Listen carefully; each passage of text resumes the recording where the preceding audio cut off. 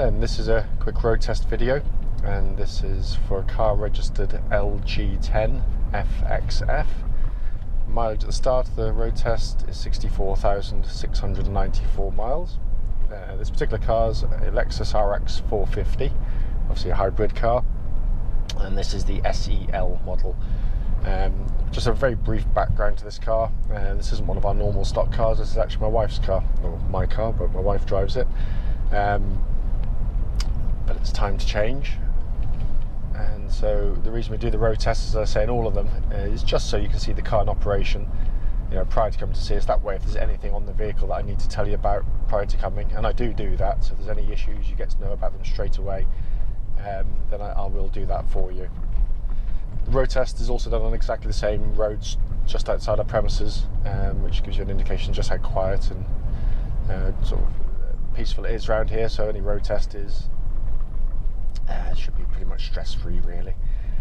I do apologise today, I've got a stinking cold, so if I sound a bit sort of subdued, it's because I've got a banging headache and a sore throat, but I'll battle on, true soldier.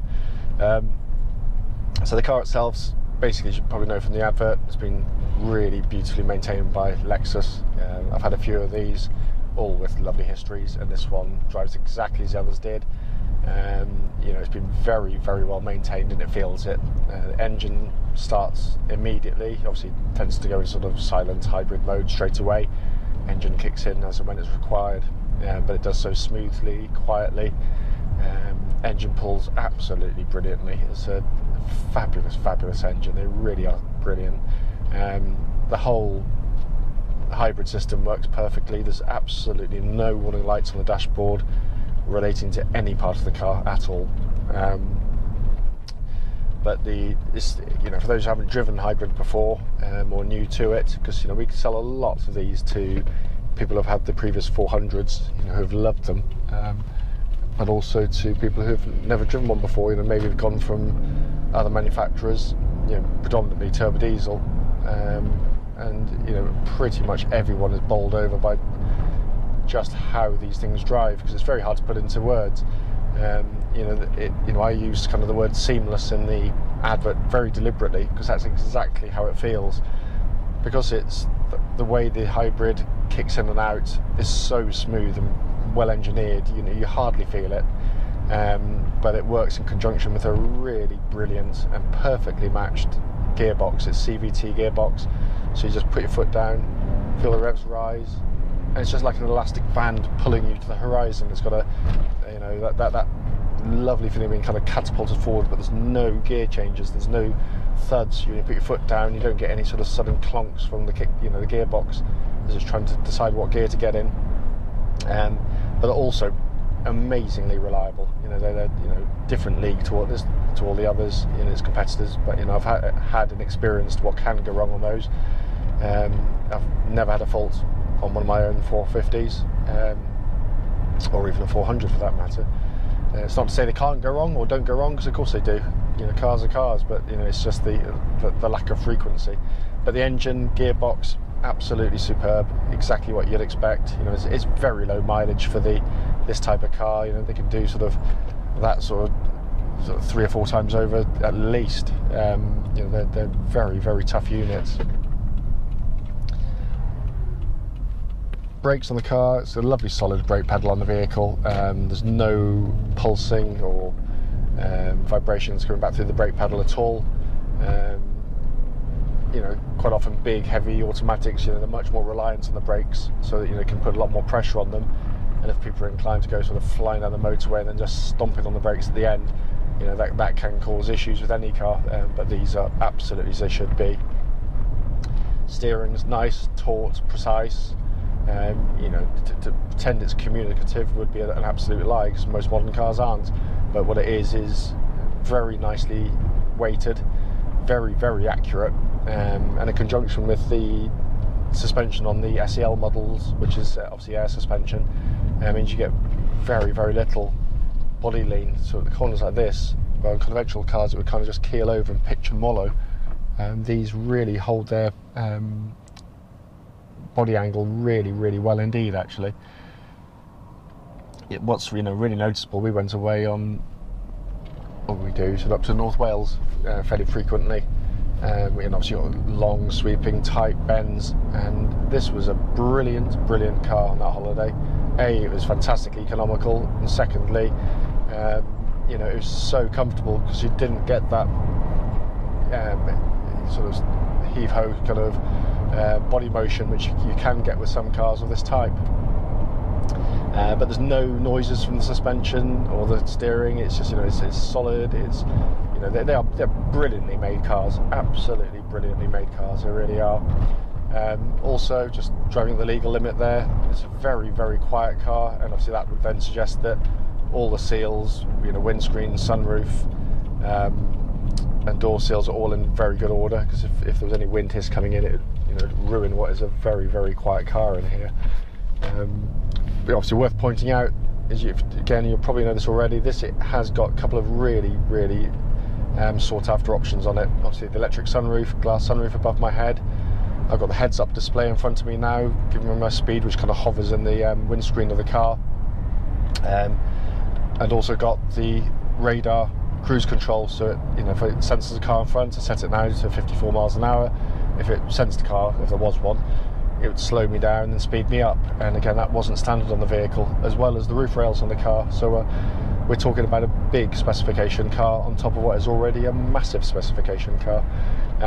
Everything works on the car perfectly. It's got heated and air-conditioned seats. They work exactly as they should. Obviously electric memory seats on these cars. You've got 3 memory settings for no apparent reason. Well, I suppose you could have 3 people driving them, but it's rare, but slightly overkill. Dashboard, again, a beautifully made, really nice place to work, to drive and operate from. I'm brutally honest, when I first had one of these, I wasn't actually that smitten by it. Just the driving, the cockpit, because I'm a complete fossil of a man, and I don't like any change. So when it had like this little mouse thing to operate things and all that kind of stuff, I was kind of slightly out of my depth. Having used them now from a couple of years, it's brilliant. It works brilliantly well, because a lot of the stuff you don't have to use that for if you don't want to, because you've got your climate control system, your radio's up there, so you don't have to use that if you don't want. You can just use it in an old-fashioned way, and I think that's a credit to Lexus for doing it that way as well. The sat-nav works absolutely as it should. Obviously pop it into reverse, as you'll know. You've got your rear parking camera, but on the SELs you've got the little sort of near side camera as well, which is a really nice touch. As I said, the climate control system, air conditioning pumping out absolutely ice cold air. This is a car that my wife's using on a daily basis, so if there's any issues, she would immediately relay it back to me, usually with a smile on her face. Well, there we are. Stereo system, Mark Levinson. For those who know, it's a very high quality stereo system, lovely sound reproduction, and obviously you've got DAB radio on these as well, so you've got really good reception, even for those like me who want to listen to the football on Radio 2, on Radio 5 rather. Gone are the days of crackling away, you can actually hear it for a change. All dials on dashboard working exactly as they should, and likewise steering wheel, mounted controls all working perfectly, and hands-free function for the Bluetooth, again working exactly as it should as well. But in essence, the point of the video is to pick up any issues with the car. I can't find anything at all on this vehicle. There is nothing. It just drives absolutely perfectly, in all honesty.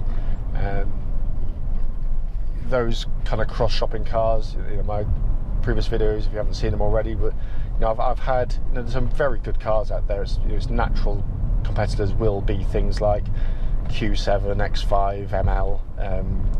They're all lovely cars to drive. There's not really a bad car out of all of them to drive. It's just the ownership of them.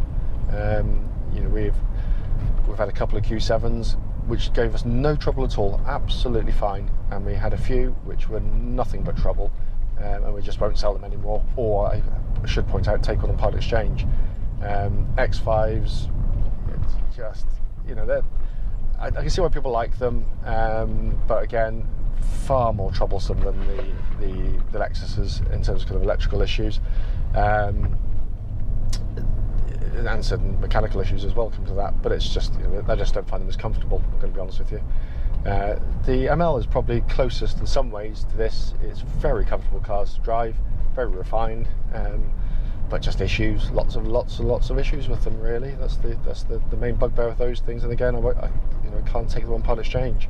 So they're all good cars, but this just is such a lovely package, which is why they're so sought after on the used market, because people have tried the others for obvious reasons, because they're really lovely cars.